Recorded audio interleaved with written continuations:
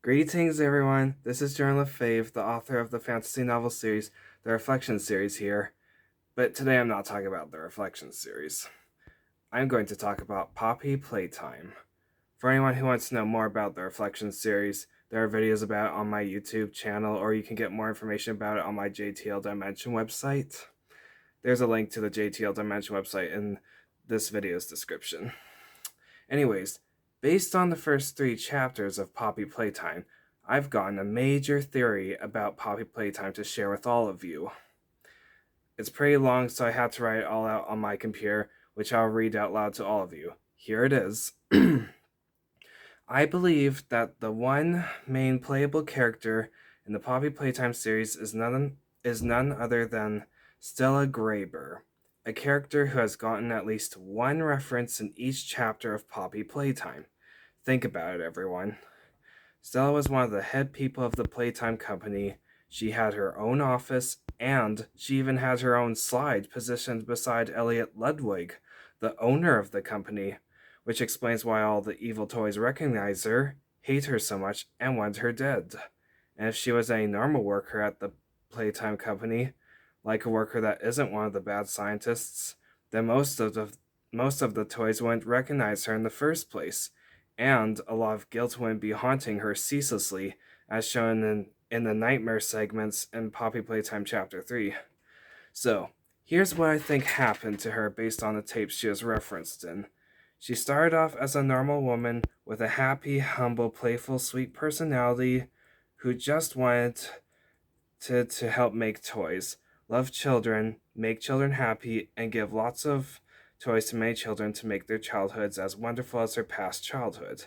This would be why she has been such a huge supporter for the Playtime Company, why she loved the company so much, why she became one of the highest ranked workers of the company, and why she felt at home whenever she worked there.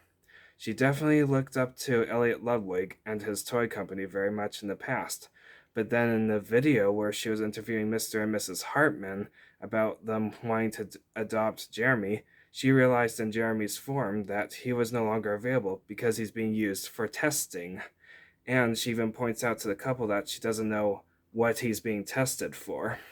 So, here's my inference on what I believe happened next with Stella's past story. Stella felt bad for the couple and the orphan Jeremy, so she decided to try to help them out and investigate Jeremy's situation. She had no way of accessing Jeremy, and she wasn't able to get any clear answers about him from anyone as well. So she then sneaks into a restricted laboratory within the toy factory to see if she can find any answers about Jeremy, and she discovered some secret documents. She searched through the documents and discovered that the orphans are literally being tested, operated, experimented on, and literally getting made into toys, including Jeremy himself. And that Elliot Ludwig is responsible for it all. However, she didn't find any evidence to do with the prototype, which is why she didn't know about it yet. Stella became very traumatized and guilty when she realized how corrupt the Playtime Company truly is, and immediately planned to take the evidence to the authorities. But then she got caught by one of the bad workers, and they took back the evidence from her. Stella then tried to quit working for them, but the evil people of the company blackmailed her to keep working for them and keep being one of the head representatives of the company to protect their dark secrets and Elliot Ludwig's reputation.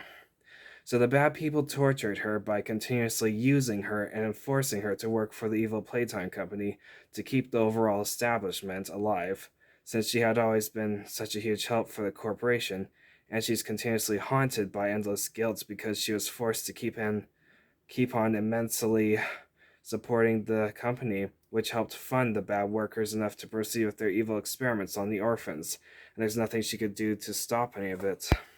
And Elliot Ludwig, the man she had always looked up to, became her worst enemy.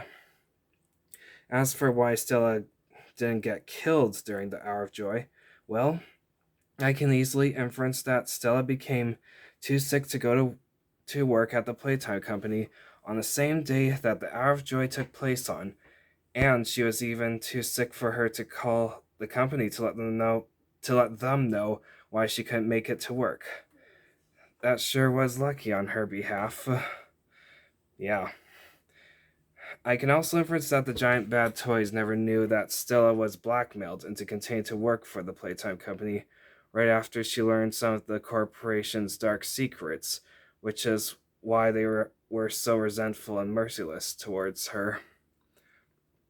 All of this overall explains why she, as the main character of Poppy Playtime, is still alive, why she didn't know most of the bad events that have been secretly going on at the company, as Poppy's voice pointed out in one of the segments, why she didn't know anything about the prototype, why she knew nothing about the Hour of Joy later in the series, why she is so well known at the company, and why the guilt continuously haunts her on behalf of the orphans.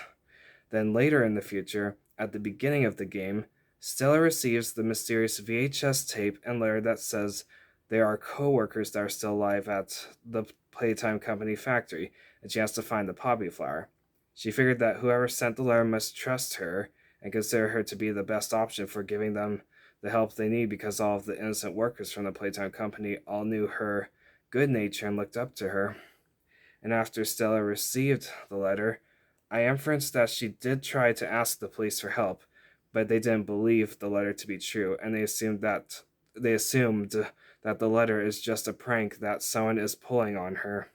The police also didn't believe that there could be any employees that have survived within the company after everyone has disappeared and after the company has been closed for years. Since she couldn't get any help and the guilt still never stops haunting her, she decided to try to go rescue the coworkers herself. She decided that this was her way of redeeming herself for being one of the biggest supporters for the Playtime Company that experimented on all of those orphaned children that she loved so much, and for not being able to do anything to put a stop to the corporation earlier. And that's why I believe that Stella Graber is the main playable character of the Poppy Playtime series all along. I hope my Poppy Playtime theory is to your liking. Feel free to know what you think about my theory in the comments section below. Thank you all so much for your support, especially for all of your support for the Reflection series. I really appreciate it all. Toodaloo for now.